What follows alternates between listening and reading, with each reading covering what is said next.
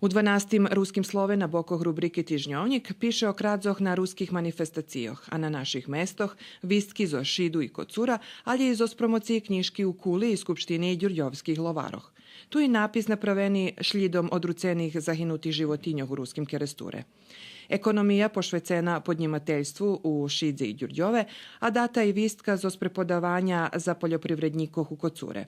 Kultura i prosvita zvekšoho piše o otveranju juvilejnoho dramskoho memorialu Petra Rizniča Djadji i po teraz vyvedzenih predstavoh, a tu i vistki o uspihoh ruskih recitatorov i školjaroh zo zvece i predmetoh na zmahanjoh rižnih stupnjoh. Mozaik upoznava čitačov zo Zunu Molnar zo Đurđova, a rubrika Ljudze, rok i život zo s Mihajlom Vislavskijom zo ruskoho kerestura.